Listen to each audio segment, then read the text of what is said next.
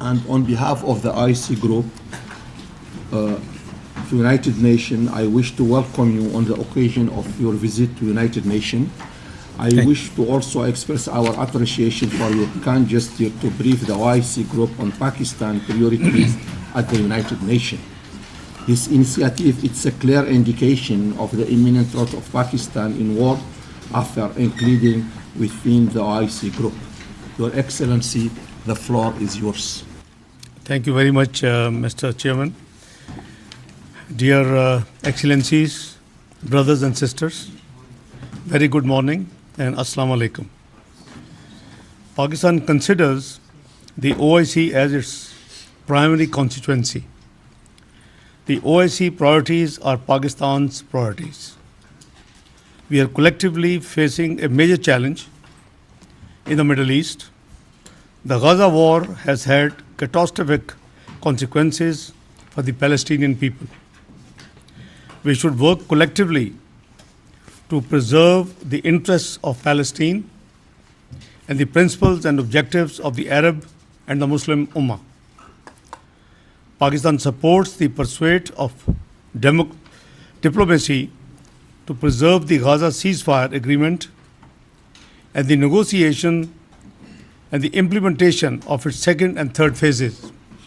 Excellencies, we must dissuade Israel and its supporters from reviving the war in Gaza and ensure adequate humanitarian assistance to the people of Gaza, including by preserving the essential role of UNRWA. We must rigorously oppose proposal for the expulsion of the Palestinians from their homeland. Simultaneously, we should take steps to end Israel's campaign of violence and displacement in the West Bank. We should clarify our common position of opposition to the plans of Israeli extremists to annex the West Bank. We must initiate concrete steps to secure the two-state solution. We should endorse the important statement issued by the Kingdom of Saudi Arabia insisting on the establishment of a Palestinian state as an indispensable precondition for normalization in the entire region. To this end, OIC should work collectively to secure global recognition of the State of Palestine and press for its full membership of the United Nations. We must make the two-state solution a politically inevitably. Colleagues, Pakistan welcomes the agreement brokered by France and the United States last November, which led to an agreement for cessation of hostilities in Lebanon. However, Israel's continued military actions in South Lebanon violate this agreement and threaten to reignite conflict. Excellencies, we must demand the complete withdrawal of Israeli forces from southern Lebanon within the agreed time framework and urge full compliance with international commitments.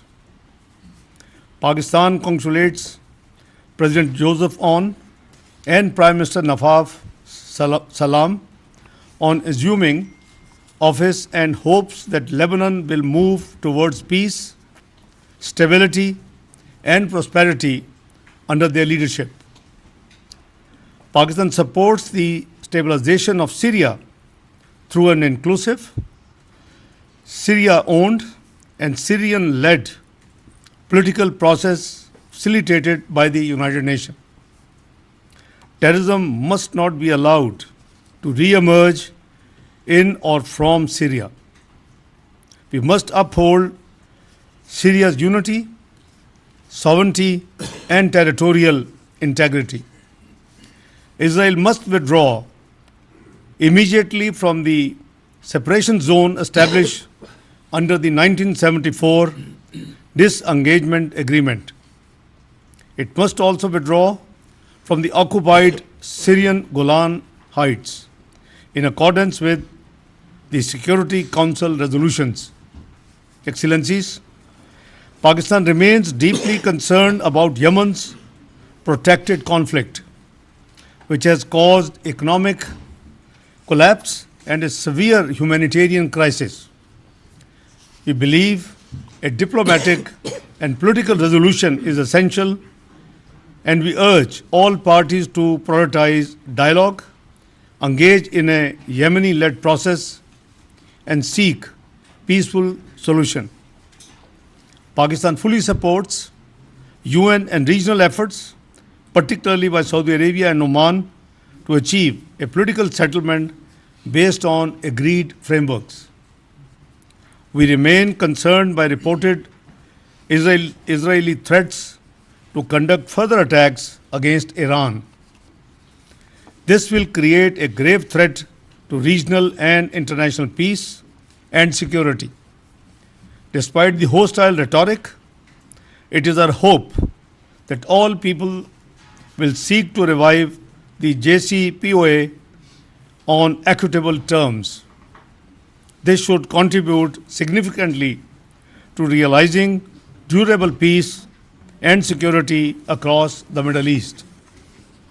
Excellencies, dear brothers and sisters, the principles of self-determination and the non-acquisition of territory by the use of threat of use of force or any use of force are fundamental for the maintenance of world order. Respect for these principles is critical to realize just solutions for Palestine as well as for the Jammu and Kashmir dispute. In both cases, implementations of these principles is essential to end foreign occupation and realize freedom. The situation in occupied Jammu and Kashmir is a grave one, with the continuing oppression of its people by the 900,000 Indian occupation forces. The sufferings of Kashmiris are being hidden from sight due to the complete information blackout imposed by India.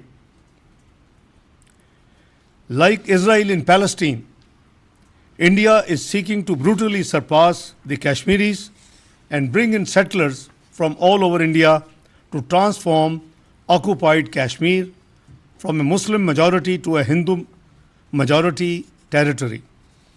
Moreover, with the aggressive statements being issued from India against Pakistan, including threats to cross the line of control and take over Azad Kashmir, the danger of another India-Pakistan conflict cannot be discounted. Excellencies, brothers and sisters, Pakistan will take steps to highlight the situation in Kashmir within the Security Council as well as in the Human Rights Council and other relevant bodies. We have sought the good offices of the UN Secretary General to promote a dialogue designed to secure a settlement of the Kashmir dispute in accordance with the UN Charter, the relevant resolutions of the Security Council, and the wishes of the Kashmiri people. We hope the Secretary General will not be deterred from utilizing his commendable authority under the Charter to promote a just and peaceful solution to the Kashmir dispute in accordance with the UN Charter and Security Council resolutions and the wishes of Kashmiri people. Excellencies, brothers and sisters, Pakistan is also concerned by the renewed threat of terrorism from Afghanistan. We are facing daily attacks by the TTP Fitna al-Khawarij from its safe havens in Afghanistan. Pakistan will take all necessary steps to put an end to these terrorist attacks. Some Afghans in Pakistan are present illegally or as refugees have participated, unfortunately, in terrorist and criminal activities. It is therefore essential for Pakistan to repatriate them to their country, Afghanistan. At the same time, we We are cognizant of the poverty and sufferings of millions of the Afghan people. We are doing all possible to facilitate humanitarian assistance for the 20 million destitute people in Afghanistan. We support Afghanistan's economic revival through the release of the frozen resources and implementation of the connectivity projects between Central Asia and Pakistan through Afghanistan. Pakistan believes that the international community should adopt a comprehensive strategy outlining a roadmap of actions to be taken by the Afghan interim government, including counterterrorism and respect for the rights of women and girls, and those reciprocal steps which the international community can take to promote Afghanistan's economic and social development and the normalization of its relations with the international community. Mr. Chairman, Excellencies, a number of other African issues of interest to the OIC are under consideration in the Security Council, including Libya, Sudan, Sahel, and Somalia. Pakistan will work with other OIC and African countries to promote effective solutions to these situations where the challenges of international terrorism, organized crime, external intervention, and the exploitation of national resources are all intertwined. For the OIC and for the majority of UN member states, the UN remains an indispensable platform and modality for international cooperation to promote security, peace, and development. The OIC must be adequately represented in all the main organs of the UN, especially to the Security Council. The OIC group in New York must assume a leadership role in securing the equitable reform of the Security Council, the revitalization of the UN General Assembly, and the reform of the unequal international financial system.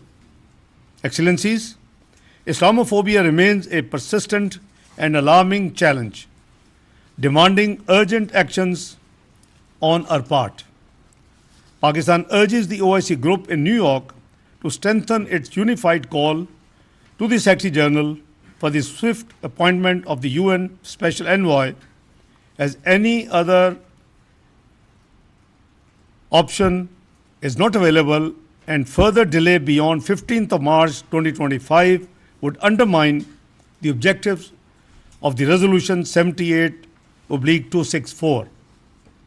The OIC group must also remain actively engaged in formulation of the Secretary General's action plan to combat Islamophobia, ensuring sustained progress and impact. I can share with you that last year we were lucky and happy on the OIC summit in Banjul, Gambia.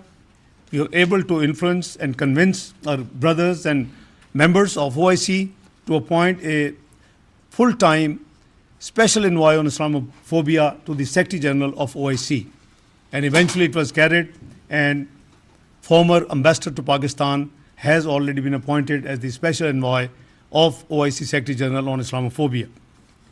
Ladies and gentlemen, I look forward to benefiting from your great views and guidance, especially on the issues of direct interest to the OIC and the agenda of the Security Council. I thank you for your patience hearing. Thank you.